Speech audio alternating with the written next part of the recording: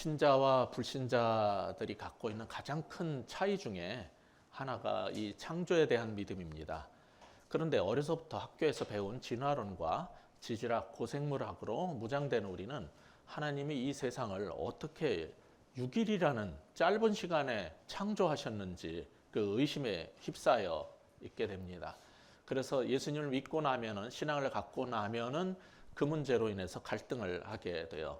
어떻게 6일 만에 이 온 세상을 45억 년 아니야? 60억 년 아니야? 혹시 어떤 게 맞는 거야? 어떻게 6일 만에 창조할 수 있어?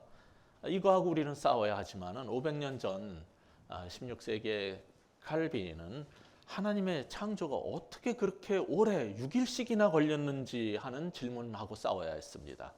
전능하신 하나님이라면은 천지 창조를 그냥 1초에 딱 끝내버릴 수 있는 거 아닙니까? 여러분 그런 생각해 본 적 없어요? 저는 해봤어요. 전능하시다면 근데 뭘 6일씩이나 걸려? 어떤 사람은 왜 6일밖에 안 되는 시간에 했냐고 그러는데 저는 왜 그렇게 오래 걸려? 그게 제가 처음 한 생각이 아니라 500년 전에도 있었던 생각이더라고요. 이게 창조에 대해서 믿고 안 믿고 이거요. 전부 그 시각에 따라서 다른 거예요. 안 믿어져도 너무 빨리 해서가 아니라 너무 오래 걸려서일 수도 있고 사람마다 시각마다 다 다른 겁니다. 그러니까 자기 생각만 옳고 내 생각에 근거해서 이게 잘못됐다, 비과학적이고 어쩌고 막 이렇게 하는 것이 과연 합당한 것인지 생각해 보게 됩니다. 지난주에 본 창세기 1장 1절에서는 창조라는 것은 아무것도 없던 상태, 무에서 엑스니힐로, 무에서 존재케 하신 것이라는 것을 봤습니다. 1장 2절에서는 세상의 초기 상태가 무의 상태인데 그것을 뭐라고 표현했냐면은 2절에서는 혼돈과 어둠과 공허라고 묘사를 했고 그 혼돈에 질서를 부여하는 것이 창조임을 보았습니다. 이제 오늘 우리가 살펴보는 본문 3절부터는 천지 창조의 세부 과정을 설명합니다. 그런데 창세기 저술의 시각은 천체 물리학이나 화학, 생물학, 지질학적으로 어떤 과학적으로 규명하려고 하는 데 있지 않고 그 이스라엘을 구원하셔서 세상을 또한 구원할 나라로 만들어 가시는 하나님이 어떤 분이신지 그리고 하나님의 전체적인 이 구원의 역사가 어떤 것인지를 가르쳐 주려는 의도로 쓰여졌다는 사실을 여러분은 아셔야 됩니다.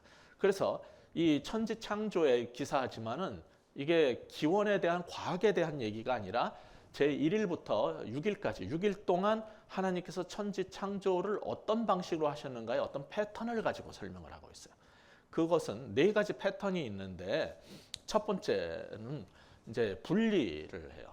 그러니까 다 혼돈스러운 상태에서 그것을 분리해내 가지고 또는 경계를 지음으로써 창조를 하시고 두 번째는 보고 기사가 있어요. 그러니까 이 성경이 창세기가 믿음의 사람들에게 하나님 백성들에게 하나님의 창조의 일을 리포트하는 거예요. 이런 식으로 되어졌다라고 이것을 설명하는 거예요. 그래서 어떤 방식으로 하나님이 만드셨다라는 것이 반복이 될 겁니다. 세 번째는 하나님의 평가예요. 그렇게 만들어진 것을 보고 하나님께서는 보시기에 좋았다라는 하나님의 평가가 거기에 이어져요. 그리고 때에 따라서는 거기에 축복이 더해지기도 합니다. 그리고 마지막으로 연대기적 구조로 맞춰져요. 그것은 이렇게 해서 첫째 창조가 됐고 둘째 날이 창조가 이루어졌다. 셋째 날이다. 이런 네 가지 패턴으로 앞으로 이 창조의 기사가 이어지는 걸 여러분이 보게 될 겁니다. 자, 그럼 창조의 첫째 날부터 우리 살펴보십시다. 성경을 펴서 3절부터 5절을 이렇게 보시면은 자, 3절에 이 첫 창조가 어떻게 시작이 되냐면 하나님이 이르시되 뭐라 그래요? 빛이 있으라 하시니 빛이 있었고 하나님이 이르시되 다른 말로 해서 하나님이 말씀하시기를로 창조가 시작이 돼요. 지난주에 제가 말씀드린 것처럼 그 주변에 메소포타미아 문명이라든지 이집트 문명의 창조 설화가 굉장히 많이 있었지만은 유일하게 모세가 살았던 그 이집트의 멤피스 창조, 멤피스 신학이라는 게 있는데 그 중에 푸타신, 다른 신들은 안 그래요. 그러니까 이집트에도 굉장히 많은 창조 설화가 있는데 푸타신의 신화에서만 그 신의 입에서 나오는 말을 통해서 생각을 하면서 형성이 되고 입의 말을 통해서 창조가 이루어졌다는 게 나와요. 그런데 이 모세가 쓴 이 창세기도 보면은 그 정도가 아니라는, 그거보다 더하게 그냥 하나님이 딱 말씀하시면은 빛이 있으라 그러면은 그냥 존재하게 됐다는 거예요. 무에서 존재가 일어나게 됐다는 거예요. 명령하자 빛이 순종해서 나왔다는 거예요. 그런데 이 여러분이 창세기를 계속 읽어보시면은 주목해서 잘 관찰해 보시면은 처음 만들어진 창조물 빛에게만 그냥 말씀하시면 딱 존재하게 되고 있으라 하는 말씀을 하시면은 존재하게 되고 나머지는 하나님이 다 만드사로 표현이 돼요. 이것 외에도 그 당시에 여러 가지 창조설화들하고 이 성경의 창조기서는 다른 게 많아요. 아무튼 이 천지 창조할 때 첫 번째로 창조된 것이 빛이에요. 근데 이때 신실한 우리 그리스도인들은 아무 문제가 없지만은 불신자 과학자들한테는 이상한 점이 보여요. 이 성경을 읽어보면. 자, 3절에서 보듯 첫날에 빛이 창조되었는데 태양은 언제 만들어지죠? 해가 언제 만들어져요? 14절에서 18절을 보시면은 넷째 날에 만들어져요. 그러면은 불신자들이 생각할 때 무슨 생각이 들겠어요? 아니, 해도 없는데 태양도 없는데 빛이 어떻게 있어? 아, 이거 엉터리야. 이거 비과학적이야. 말이 안 돼. 이렇게 주장하고 싶은 사람들이 있을 거예요. 그건 자기가 굉장히 과학적인 척하지만 아주 과학의 초보이기 때문에 그러는 거예요. 빛이 꼭 태양에서만 나와야 된다는 그 선입관을 버리셔야 돼요. 빛은 당연히 해에서 나오지만은 초롱불 기름에서도 나와요.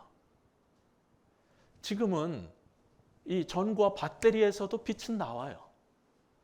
게다가 반딧불 꼭무에서도 빛이 나와요. 꼭 태양이 있어야만 빛이 나온다는 생각은 이것을 믿기 싫어서 우리가 되는 핑계이지 꼭 빛이 태양이 있어야만 존재한다는 그 자체가 너무 우리의 협소한 생각일 수 있다는 것을 우리는 깨달을 필요가 있어요. 특히 이 빛의 근원에 대해서 의문을 갖는 사람들에게 재밌는 그런 교훈들, 가르침이 성경에 곳곳에 있는데 특별히 여러분이 계시록 21장 25절을 보시면은 마지막 날 이 천국을 에덴을 회복하는 걸로 설명을 하고 있어요. 그런 것으로 이제 묘사를 하는데 그 천국에는 밤이 없어요. 왜 천국엔 밤이 없을까요? 바로 그 앞에 절 21장 23절에 보면은 해와 달이 없어요, 애초에. 그런데도 낮이에요. 그 왜 그래요, 다? 하나님의 영광이 비치고 어린 양이 등불이시기 때문에 마지막 날 이 세상에 완전히 이제 다 사라지고 새로운 창조가 일어날 때에는 태양과 달이 없는데도 밤이 없어요. 빛이 있기 때문에. 왜?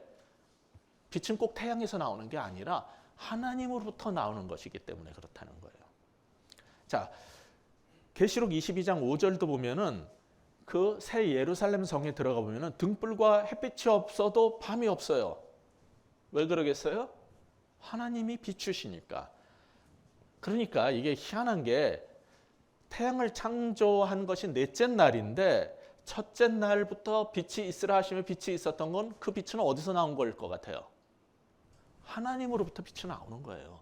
하나님은 빛이시고 하나님은 사랑이실 뿐 아니라 하나님이 빛이시기 때문에 하나님으로부터 빛이 나온 거예요.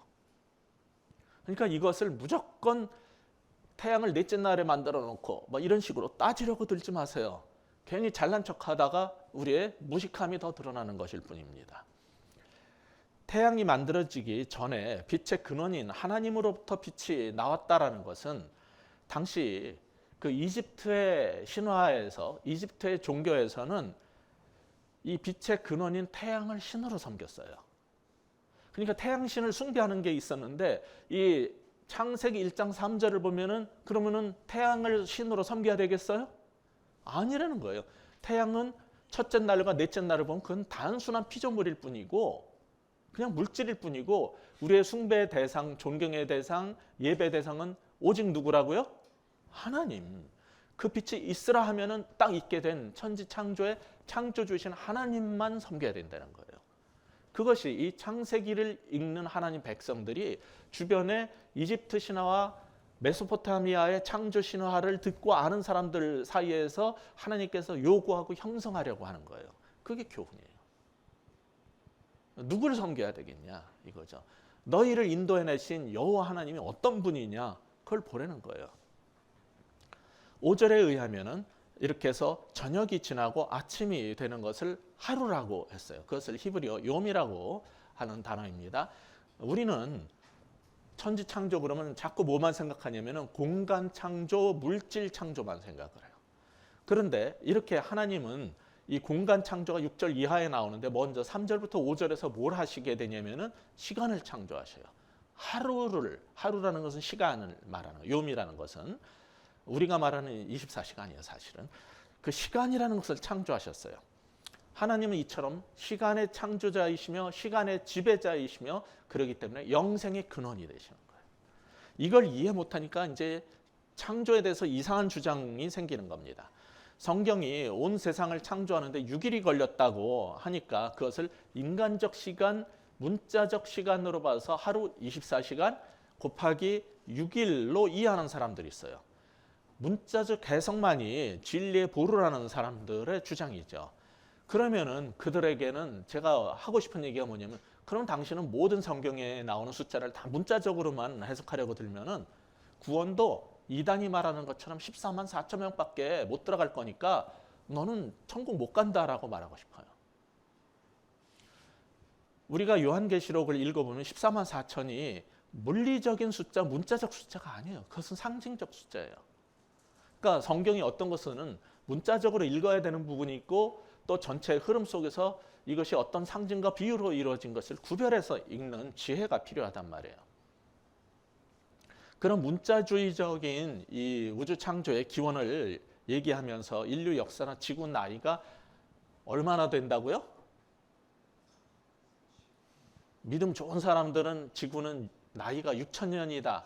조금 좀 많이 써요. 10,000년이다. 이렇게 우기는 사람들이 있어요. 이 인류 역사, 지구 역사 6,000년설은 이 아일랜드의 그 어셔라는 주교가 있어요. 제임스 어셔 주교가 17세기에 성경에 나오는 사람들의 나이를 다 합산을 해가지고 역산을 해서 만들어낸 게 6,000년이에요. 근데 성경에는요, 이게 족보도 전부 다 하나도 안 빼고 다 써놓은 게 아니에요. 어떤 의도를 가지고 써놓은 거고 많은 생략들이 있어요.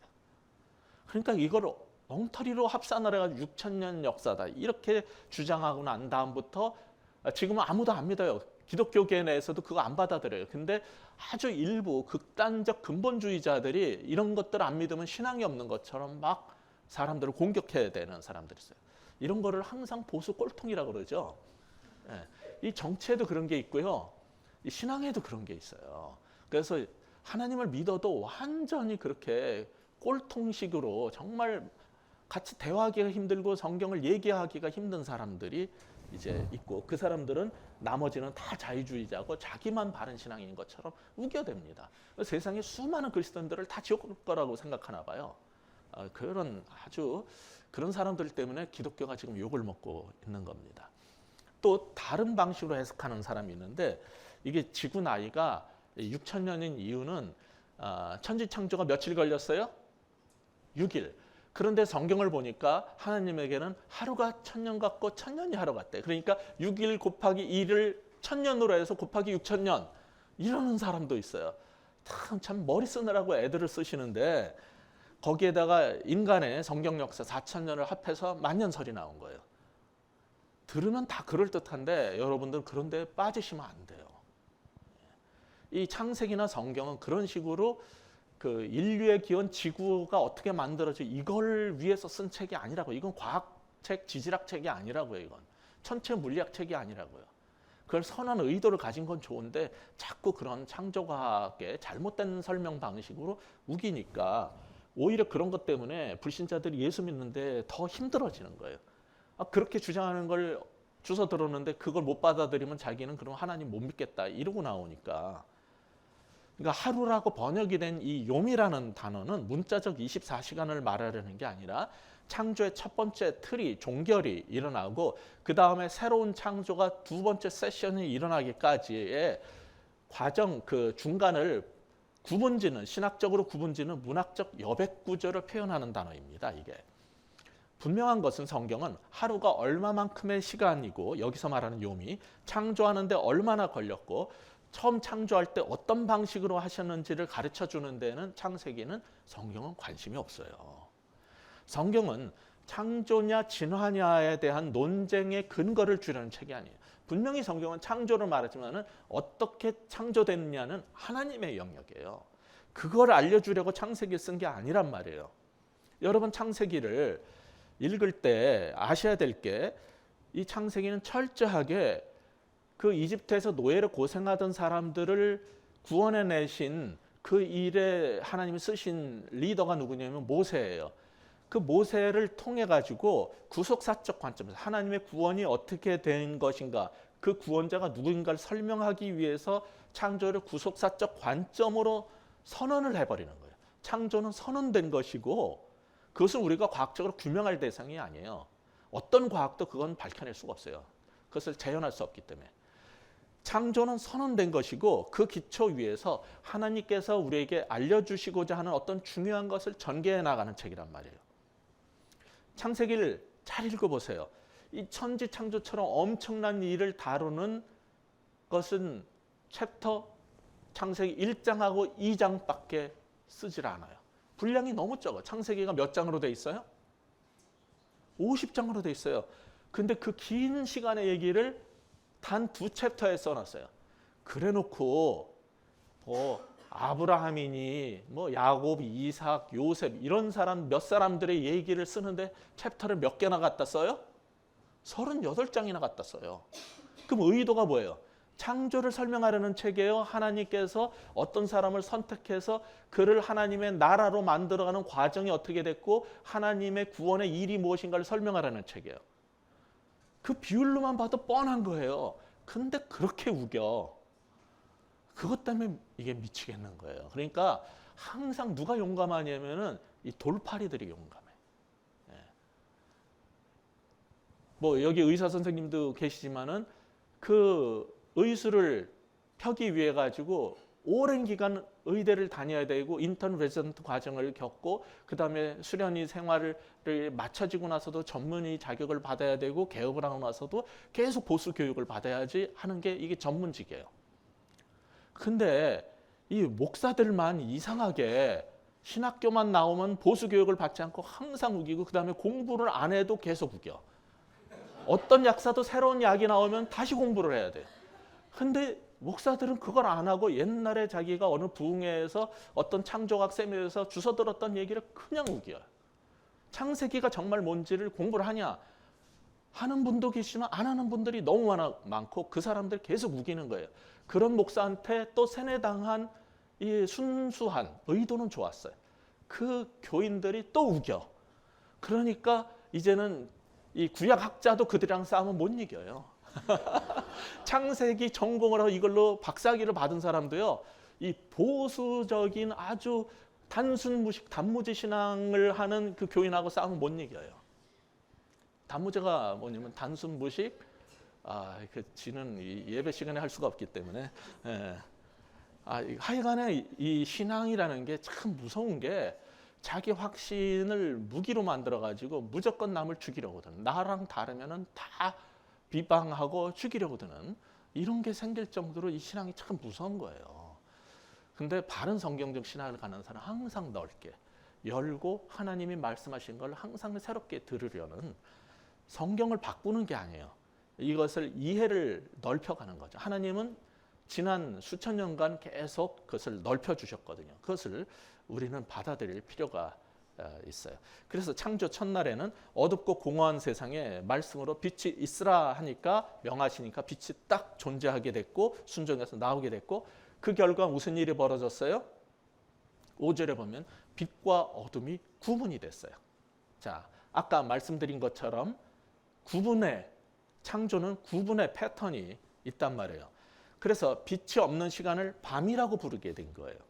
이때 어둠이나 밤은 나쁜 것도 아니고 죄도 아닙니다. 왜냐하면 죄는 3장 이후에 들어오는 거지 이 창세기 1장 이 창조 때는 죄라는 게 없어요. 그래서 어둠도 밤도 죄가 아닙니다. 나쁜 게 아니에요. 여기에 중요한 창조 원리가 하나 등장하는 건데 이 나누사라는 표현이에요. 나누사.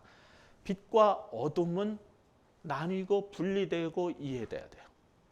빛과 어둠이 나누는 것은 선악이라든지 거룩과 부정의 선언이 아니고 그냥 구별해요. 역할이 다르기 때문에 구별되는 거예요. 남자와 여자를 인간을 창조해도 남자와 여자로 다르게 창조해요. 처음에 하나의 동성체로 나오다가 분화돼서 남녀가 분리되는 게 아니에요. 처음부터 다르게 역할이 다르게 창조가 되는 거예요. 기능적, 역할적 분리라는 거예요. 이게 창조의 중요한 원리 중에 하나예요. 어쨌든 빛이 있으라는 말씀에 근거해서 빛이 생기고 그 결과 빛과 어둠이 구분되고 분리되고 창조의 첫 세션이 끝났다는 거예요. 그럼 둘째 날에는 하나님께서 어떤 일을 하셨는가? 그것이 6절에서 8절의 창조의 둘째 날 얘기입니다. 창조 둘째 날 기사를 여러분이 이렇게 눈으로 보시면 여기서 중요한 단어는 뭐냐면은 자, 6절 같이 읽겠습니다. 시작. 하나님이 이르시되 물 가운데 궁창이 있어 물과 물로 나뉘라 하시고 여기에 무슨 단어가 나오냐면 처음 등장하는 단어가 궁창이라는 단어예요. 궁창이 뭐예요? 이건 하늘이 아니에요. 이게 히브리어로 라키아라는 단어인데 이 하늘이랑 우리가 생각하는 우리 쳐다보는 하늘 스카이는 어디에 나오냐면 8절에 나와요. 8절의 하늘들 이게 이제 히브리어는 샤마임이라고 다른 단어를 써요. 궁창하고 이 하늘은 다른 단어예요. 다른 거예요. 이 라키아라는 궁창이라는 단어의 동사형 라카라는 단어는 천막 같은 걸 펼치거나 대장장이가 망치로 두드려서 판금해서 이렇게 펴는 걸 말하는 거예요. 욥기 37장에서는 그 표현으로 쓰여요. 근데 이게 하나님께서 궁창을 둘째 날에 창조하시는데 이것은 궁창이라는 단어는 뭐냐면은 땅을 펼치고 나중에 우리가 보는 하늘을 펼칠 수 있는 공간을 만드는 거예요. 그것을 카노피 현상이라고 해요. 하나님이 요즘에 카노피 뭐예요? 침대 위에 모기 안 물리게 위에 이렇게 내려오는 카노피라고 부르죠. 하나님이 무엇인가를 이렇게 쫙 펼치는 게 이게 궁창이에요. 그래서 하나님이 먼저 뭘 하시냐면 빛을 존재케 하고 둘째 날에는 궁창이라는 어떤 공간을 만든 거예요. 그래서 영어로 궁창은 스카이라고 번역하지 않아요. 뭐라고 번역하냐면은 expanse라는 다른 단어를 써요. 이렇게 펼쳐진 공간이라는 뜻이에요. expanse라는 단어를 써요. 그래서 이 6절에 보면은 이 공간이 어디에 만들어지냐면은 이게 하늘이 아닌 게 어디에 만들어져요? 물과 물 사이에 만들어져요. 자, 창세기 2장에 보면 혼돈과 이 어둠의 세계는 전부 이 공하고 물이었어요. 근데 그 가운데 이 궁창이라는 걸 딱 넣어서 물을 분리시켜 버린 거예요. 이게 하늘이 아니에요. 자꾸 성경을 그냥 자기 기준대로 되는 대로 읽는 사람들이 많은데 그래서 궁창 아래 물하고 궁창 위에 물로 뭐가 일어나요? 6절에 다시 나오는 중요 단어 아까 얘기했던 나뉘라, 나뉜다라는 단어가 쓰이죠. 이게 창조의 방식이라는 거예요. 구분, 분리. 이 궁창 위에 물이 뭐고 궁창 아래에 물이 뭔지는 사실 잘 몰라요. 어떤 사람들은 궁창 위에 물이 뭐 구름이고 비의 근원이다 이런 소리를 하는데 성경에서는요 궁창 위의 물에 대해서는 이제 언급하지 않아요. 우리 인간이 사는 세상은 궁창 아래의 물하고 관계가 있기 때문에 궁창 아래의 물만 계속 다뤄질 겁니다. 그래서 궁창 위의 물이 뭔지 모릅니다. 잘 성경이 안 가르쳐 주는데 상상하고 과학으로 막 말하려고 그러면 안 돼요. 여기 중요한 단어가 다시 등장한 게 아까 말씀드린 것처럼 나누다, 둘로 분리시킨다, separation이라는 단어가 나오는데 이거는 같은 물이지만 둘로 구분을 해요. 첫날에 창조할 때는 어떤 구분이었냐면은 낮과 밤을 구분을 해요. 그것은 이질적 분리예요. 다른 두 가지 다른 종류의 거를 분리해내는 건데 두 번째 날의 이 창조는 뭐냐면 동질 분리예요. 같은 물과 물인데 역할과 기능을 위해서 둘을 분리시켜버려요. 각기 역할과 사명이 있기 때문에 그 두 개가 섞여 있는 게 혼란의 상태인 거예요. 그래서 그게 섞여 있으면 안 되기 때문에 궁창을 집어넣어서 두 물을 분리시키는 일이 이 두 번째 창조예요. 그래서 궁창과 두 물의 분리를 천체 물리학이나 기상학, 지질학으로 규명하고 싶은 게 이게 인간의 욕심인데 그게 어떻게 일어난지 창조의 영역은 하나님의 영역이기 때문에 성경이 안 가르쳐 주셔요. 근데 이걸 알고 싶은 게 인간의 욕망이에요. 그걸 통해서 과학은 발전하지만은 잘 아직 모르는 걸 가지고 막 아는 척하고 내 힘으로 설명해 내려고 하다 보니까 무리가 생기고, 하나님이 성경을 통해서 가르쳐 주고자 하는 하나님의 구원의 역사와 하나님의 길에는 관심을 안 두는 게 이게 문제를 일으키는 거예요. 분명한 것은 창조의 둘째 날 벌어진 것은 하나님께서 궁창이라는 어떤 라키아라는 공간을 펼치셨고, 원시적인 물이 분리가 되고 거기에서 하늘과 물, 하늘과 바다가 나왔다는 거예요. 그것이 창조의 둘째 날에 벌어진 일의 다예요. 성경이 가르쳐줘. 그것만 알면 돼요. 그 이상을 알려고 하지 마세요. 다쳐요. 셋째 날, 이런 9절부터 13절에 나오는데, 창조의 셋째 날에는 어떤 일이 벌어졌는가 이제 봅시다. 창조의 둘째 날에는 이 물과 하늘의 이질 분리도 있었지만 같은 물이라도 그 기능과 역할에 따라서 궁창 아래 물과 궁창 위의 물로의 분리가 있었다고 했어요. 근데 셋째 날에는 9절에서 보듯이 천하의 물이 한 곳으로 모여요.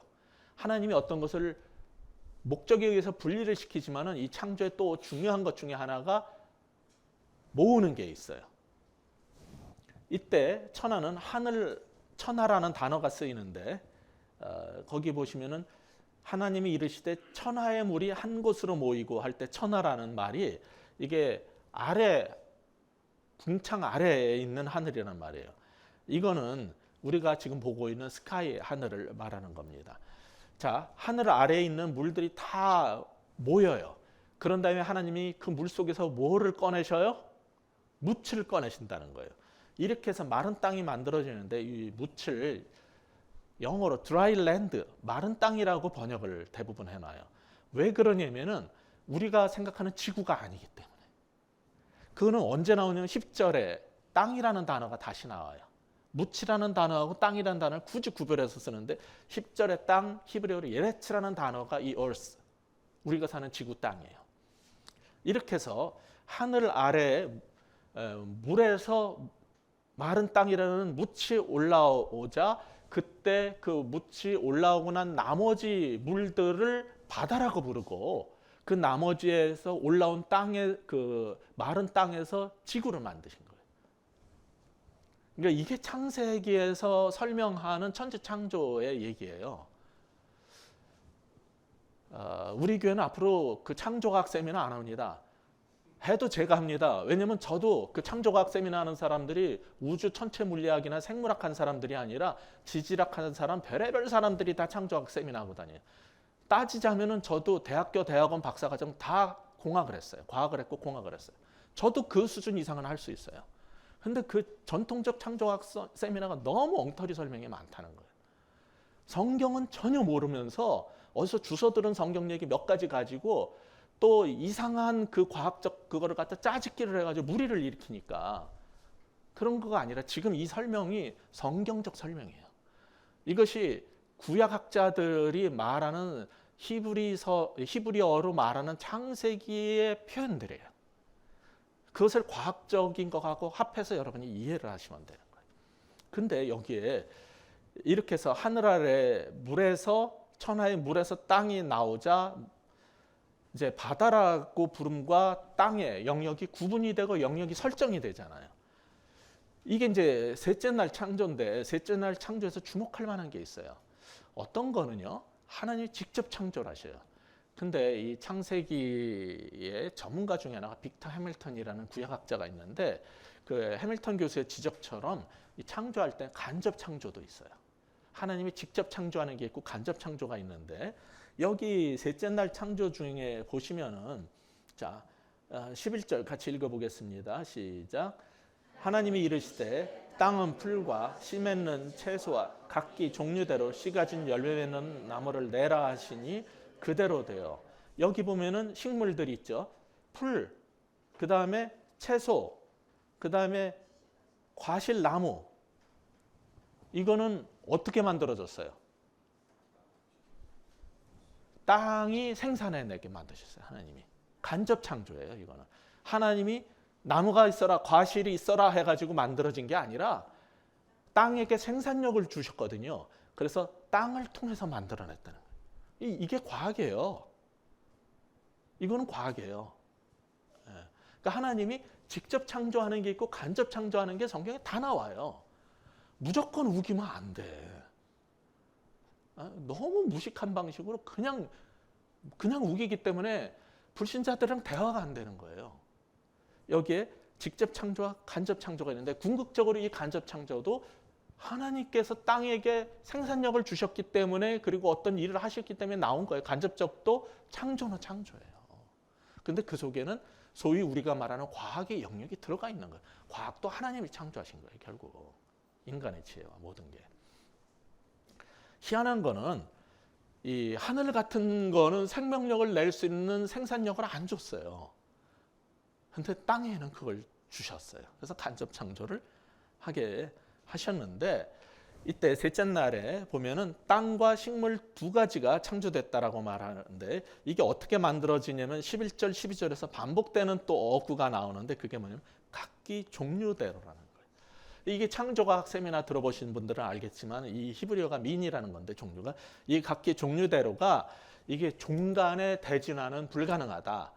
종 내에서는 약간의 소진화가 가능성이 있다. 왜냐하면 하도 과학적 역사적으로 그게 사실이기 때문에 부정을 하기 힘들어진 거예요, 과학자들이. 그러니까 종 내에는 약간의 뭐가 그 발전이 있을 수 있지만 종 간에 그거는 없다 하는 그 종이라는 단어로 이거를 그래서 하나님은 종류대로 만드셨다. 다른 거다 이게. 이거를 할 때 이 종이라는 단어를 써요. 근데 히브리어로는요. 이 단어는 민이라는 단어는 종, 속, 과, 목이라고 생물학에서 말하는 그걸 다 포함하는 단어예요. 옛날에 그 시대에는 그런 구분이 없었어요. 그러니까 종속 과목을 다 포함하는 거예요, 이거는. 그러니까 여기서 하나님이 각기 종류대로 만드셨다는 것은 과실 나무는 나무대로, 채소는 채소대로 모든 것을 다양한 종류로 만드셨다는 뜻이지 이거는 창조과학이 말하고 싶은 그 얘기를 하고 싶은 단어가 아니란 말이에요. 좌우지간 이렇게 해서 하늘과 땅이 구분되고 땅의 식물이 그득하게 되자 어떤 단어가 처음 선언돼요? 하나님 보시기에 좋았더라. 이게 몇 절에 나와요? 10절에도 나오고 12절에도 두 번 반복이 돼요. 자, 그래서 하나님의 평가가 이제 반복이 되어 있죠.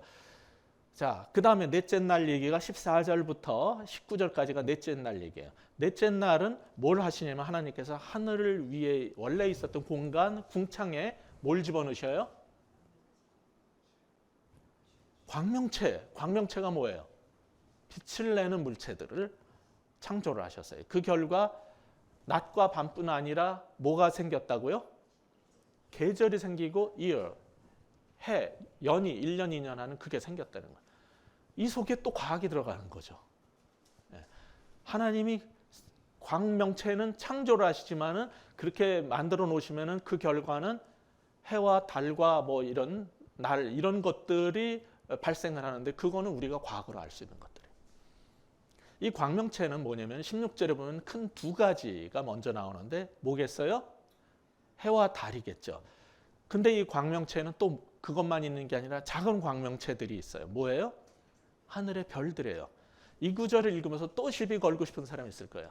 무식하기는 달이나 해보다 저 조그매 보이는 별이 수천 배 더 큰 것도 많아. 그게 왜 작은 광명체야? 이러고 우기지 마세요.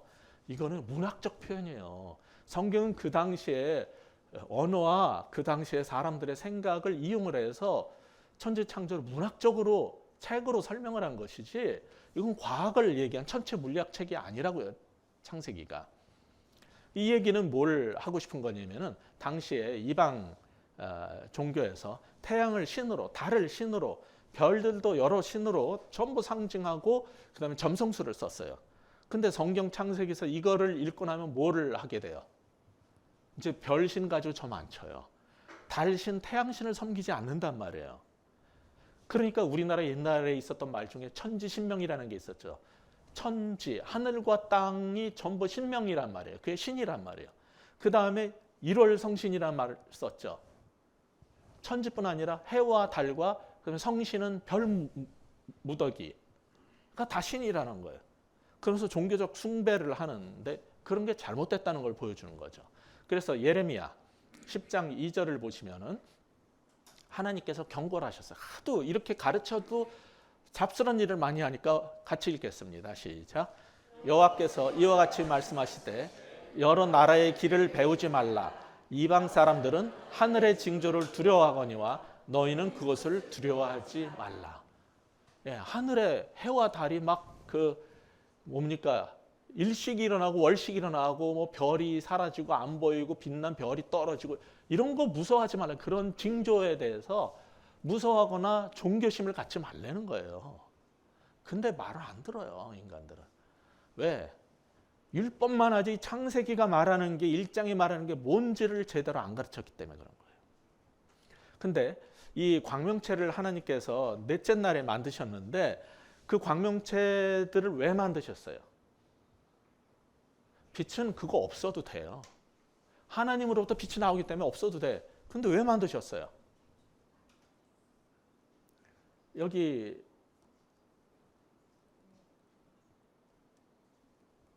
여러분이 16절을 같이 한번 읽어볼까요? 시작. 하나님이 두 큰 광명체를 만드사 큰 광명체로 낮을 주관하게 하시고 작은 광명체로 밤을 주관하게 하시며 또 별들을 만드시고. 자, 이런 광명체를 만든 목적이 무엇이에요? 주관하게 하려고. 무엇을? 낮과 밤 이런 어떤 것들을 주관하게 하려고. 여기 주관하게 한다는 단어가 굉장히 중요한 겁니다. 이 창세기에서 중요한 단어 중에 하나예요. 자, 광명체를 이 궁창에 만들어 놓은 것은 그 빈 공간에 채우는 거예요. 근데 그 빈 공간에 그것이 들어가게 되면 뭐가 되는 거냐면 거기에 왕으로서 다스리게 되는 거예요. 그게 표현이 주관한다는 거예요. 낮이라는 것을 해가 주관하는 것은 낮의 그 주인이 되는 거고 밤의 공간의 주인이 되는 것이 달이 되는 거예요. 이런 식으로 광명체를 만드는 이유는 그것을 다스리고 주관하는 왕을 세우는 거예요. 두 가지 의미가 있는데 하나는 그 빈 공간에 거할 수 있는 거주자를 집어넣는 거고 그 다음에 신적 입장에서 볼 때는 왕으로서 다스림의 역할을 하라는 거예요. 이 두 가지가 공존을 하는 거예요. 근데 놀라운 거는요. 이 빛만 혹은 낮만 하나님 보시기에 좋았고 어둠과 밤은 좋지 않다라고 하시지 않아요. 빈 공간을 해와 달과 별로 채우시고 그로 인해서 빛과 어둠, 낮과 밤이 생겼는데 낮과 밤을 하나님이 다 좋다고 그러셔요. 이미 10절에서 땅뿐 아니라 바다는 무서운 데거든요. 그 주변 나라에서 뭐라고 생각하냐면 바다에는 이 귀신, 용이 산다고 생각했어요. 혼돈의 지역이고 어둠의 지역이고 어비스, 나쁜 데였다고요. 그런데 처음에 창조해놓고 10절에 보면은 땅뿐 아니라 바다도 하나님 보시기에 좋았다고 그랬고요. 18절에 보면 빛뿐 아니라 어둠도 하나님 보시기에는 아름답고 좋다는 거예요. 왜? 그 모든 것이 하나님의 통치하에 있고 그 만드신 목적에 어긋나서 범죄하지 않았기 때문에 하나님이 만드신 모든 건 다 아름답고 좋은 거예요. 우리는 가끔 가다가 이런 생각을 해요. 쟤는 피부도 하얗고 광채가 나는데 난 왜 이렇게 컴컴하고 어두워? 쟤는 키도 큰데 난 왜 이렇게 조그매? 난 실패작이야. 난 잘못된 거야. 이렇게 생각하는 사람들이 있어요. 하나님의 창조에는요. 실패도 없고 잘못된 것도 없고 하나님이 만드신 것은 전부 있는 그대로 아름답고 보기에 좋고 귀한 것입니다. 그래서 하나님이 창조한 나를 받아들이지 못하고 불만을 갖고 나는 실패작이다. 이런 말을 하시면 안 되는 거예요. 그 자체를 받아들이셔야 돼요. 그리고 감사함으로 살아야 돼요. 그러면 우리는 어떻게 살아야 되냐면 내 보기에는 나는 장금이처럼 이쁘지 않아요. 나는 뭐 정우성처럼 쳐다만 봐도 그냥 하는 이 찬사가 나오는 사람이 아니에요.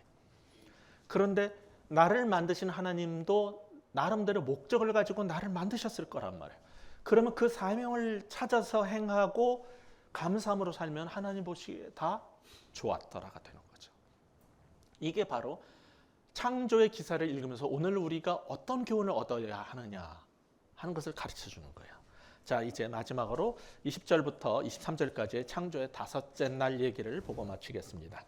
자, 땅이 식물을 낳는 것과 달리 하나님은 바다에는 큰 짐승과 물고기들을, 하늘에는 날개 있는 새들을 직접 만드셨어요. 그런데 사람들은 여기서 이 다섯째 날 창조의 본질보다 뭐에 관심을 가지냐면은 큰 바다 짐승이 뭐냐 이런 데에 관심을 가져요. 그게 혹시 공룡 아닐까? 물속에 사는 용인가? 고래인가? 아니면 성경에 읽다가 보니까 나오는 옛뱀 리워야단이라는 게 바로 이거 아니야? 용인가? 에스겔 32장에 보면 악어 나옵니다. 오늘날 우리가 아는 단어가 악어이기 때문에 악어라고 번역을 했는데 이게 큰 짐승이에요? 이건가? 너무너무 막 궁금하고 알고 싶은 게 많아요. 분명한 거는 거대한 해양 생물이 무엇이든지 간에 그 어떤 것도 하나님과 대적할 만한 존재는 없다는 거예요. 다 피조물이기 때문에. 그러니까 우리가 그 바닷속의 해양 생물, 거대 생물을 두려워할 필요도 없고 숭배할 대상이 아니고 그거 다 피조물이다. 이걸 깨달으라는 거예요. 21절에 보면 바다에는 바다 생물이, 하늘에는 새를 종류대로 다양하게 창조를 하셨는데 새들은 하늘을 지배하지만 22절에 보면은 어디서 번성을 하게 돼 있어요? 땅에서 번성하게 돼 있어요. 네. 이렇게 다섯째 날의 창조가 이루어지는데 이 다섯째 날의 창조에서 특별한 것은 하나님의 축복이 처음 등장한다는 거예요. 그런데 축복을 받는 첫 번째 존재는 뭐여야 되겠어요? 우리 인간이었으면 좋겠는 거예요. 나였으면 좋겠는 거예요. 우리 인간이 하나님의 첫 번째 축복을 안수를 받았으면 좋겠죠. 근데 누가 축복을 받아요? 하늘과 땅의 바다의 생물이 첫 번째 축복을 받아요. 우리 인간은요, 항상 내가 1번이어야 되고 나만 최고여야 되고 내가 먼저 축복받아야 되고 세상은 나 중심으로, 교회도 나 중심으로 움직여야 돼요.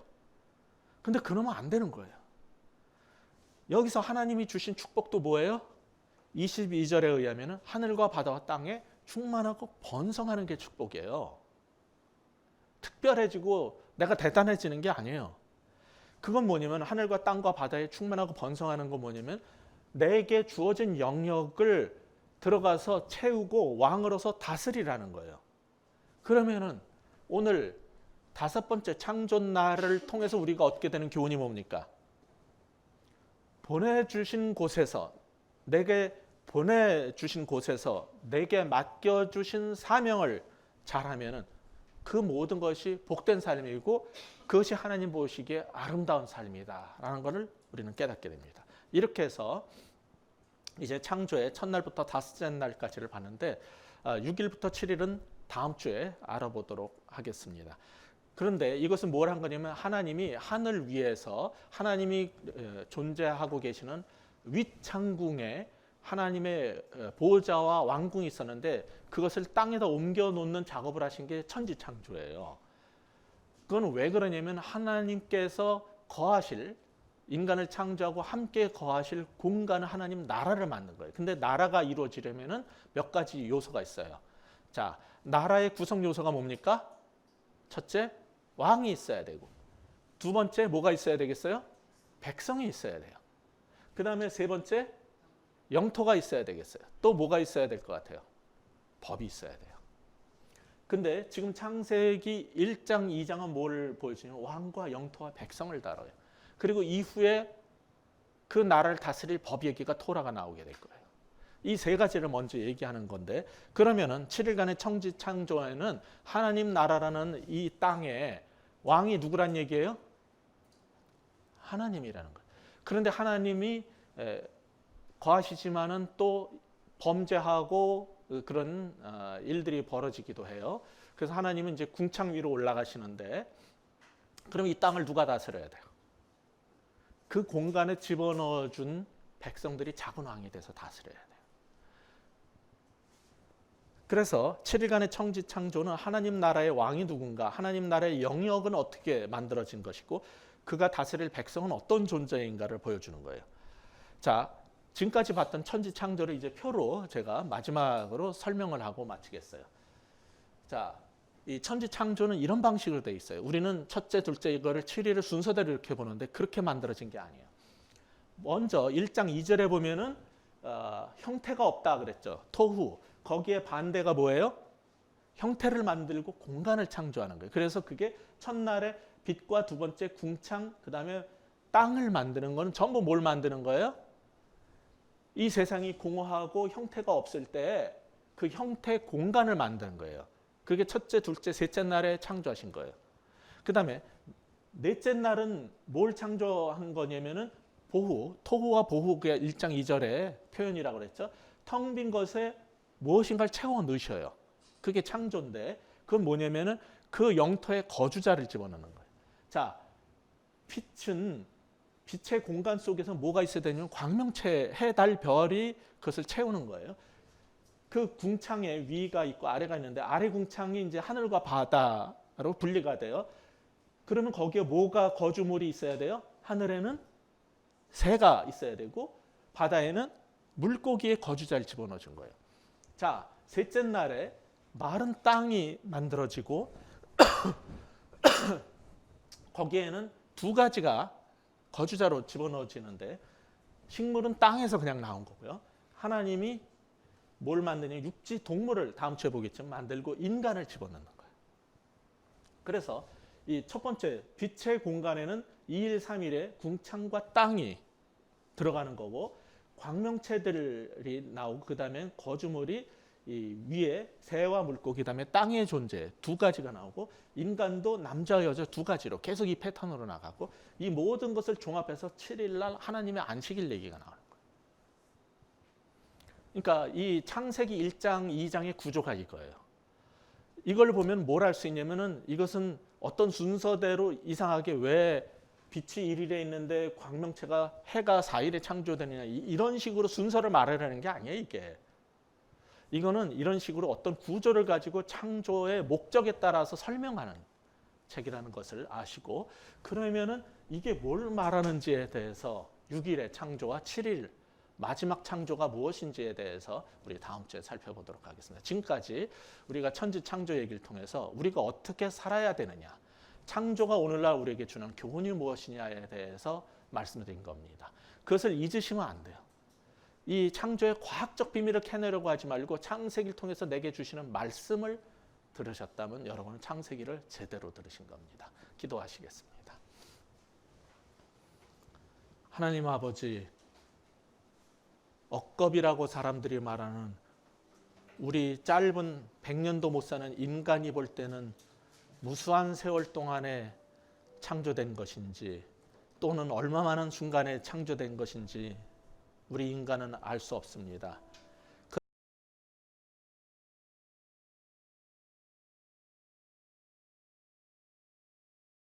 그러나 하나님께서 이 창조의 7가지 세션을 통해서 7일 동안 세상을 창조하셨다면 그것을 통해서 우리에게 알리고자 말씀하시고자 하는 바가 무엇인지 듣게 하여 주옵소서.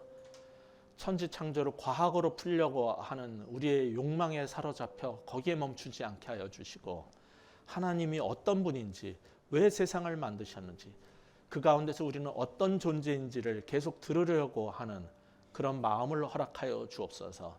평생 신앙생활하면서 천지를 하나님이 창조하셨다. 창조주 하나님을 믿습니다라고는 말하지만은 그 천지 창조가 오늘을 사는 우리에게 무엇을 말해야 하고 무엇을 말해주는지 알지 못하는 어리석은 자 되지 않게 하여 주옵소서.